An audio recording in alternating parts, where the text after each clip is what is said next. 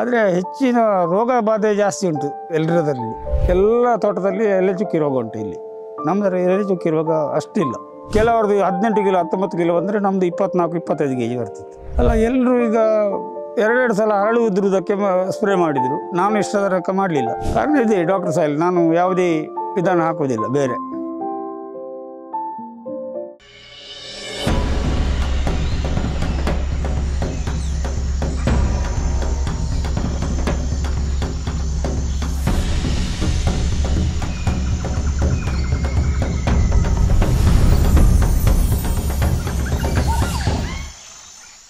ನಂದು ಅಶೋಕ್ ಗೋಬಿಯಸ್ ಅಂತೇಳಿ, ನಾನು APMC ಸದಸ್ಯ ಆಗಿದ್ದವ. ಹೋಬಳಿ ನಮ್ಮದು ಬೆಳ್ತಂಗಡಿ, ಪಡಂಗಡಿ ಗ್ರಾಮ.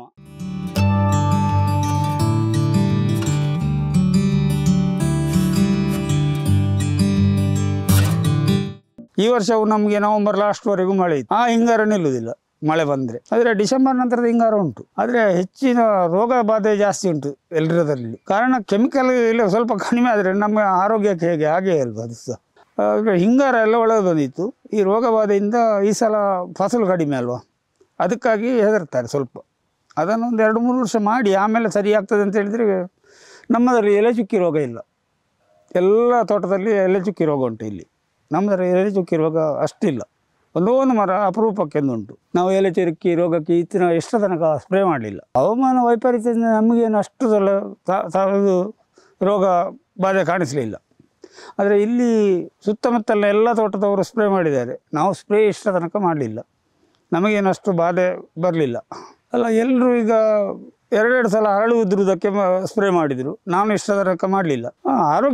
ಗಿಡಗಳ ಆರೋಗ್ಯ ತೊಂದರೆ ಉಂಟು. ಅದೇ ಎಲೆ ಚುಕ್ಕಿ ರೋಗ ಈಗ ಮಾರಕವಾಗಿ ದಕ್ಷಿಣ ಕನ್ನಡದಲ್ಲಿ ಅಂತೂ ಮಾರಕವಾಗಿ ಬಂದಿದೆ. ಆದರೆ ನಮ್ಮ ತೋಟದಲ್ಲಿ ಇಲ್ಲ. ಆ ಲೆಕ್ಕದಲ್ಲಿ ಆರೋಗ್ಯದಲ್ಲಿಯೇ ಉಂಟು, ಗಿಡ ತೊಂದರೆ ಇಲ್ಲ. ಕಾರಣ ಇದೆ, ಡಾಕ್ಟರ್ ಸಾಯಿಲ್ ನಾನು ಯಾವುದೇ ವಿಧಾನ ಹಾಕೋದಿಲ್ಲ ಬೇರೆ ಫರ್ಟಿಲೈಸರ್.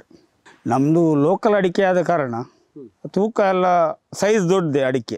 ಮಂಗಳ ಅದು ಇದಾದರೆ ಅವ್ರದ್ದು ಸೈಜು ಚಿಕ್ಕದು. ನಮ್ಮದು ಎಲ್ಲ ಅಡಿಕೆ ಮರ ಲೋಕಲೇ, ಯಾವುದು ಇದಿಲ್ಲ.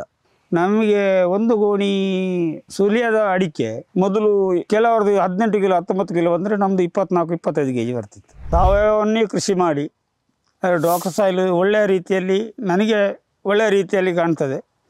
ಆದಷ್ಟು ಮಂದಿ ಈ ಪದ್ಧತಿಯನ್ನು ಅಳವಡಿಸಿಕೊಂಡ್ರೆ ಅವರಿಗೂ ಲಾಭ ಉಂಟು ಇದರಲ್ಲಿ, ಕೃಷಿಕರಿಗೆ. ಫಸಲು ಎವರೇಜ್ ತೊಂದರೆ ಇಲ್ಲ. ಆದರೆ ಸ್ವಲ್ಪ ಅಡಿಕೆ ಮರಗಳು ಚೆಂದಾಗಿ ಕಾಣ್ತದೆ. ರಾಸಾಯನಿಕ ಗೊಬ್ಬರ ಬಿಟ್ಟು ಸಾವಯವ ಗೊಬ್ಬರದಂತೆ ಬನ್ನಿ ಅಂತೇಳಿ ಹೇಳ್ತಾ ಇದ್ದೇನೆ ನಾನು ಅಷ್ಟೇ.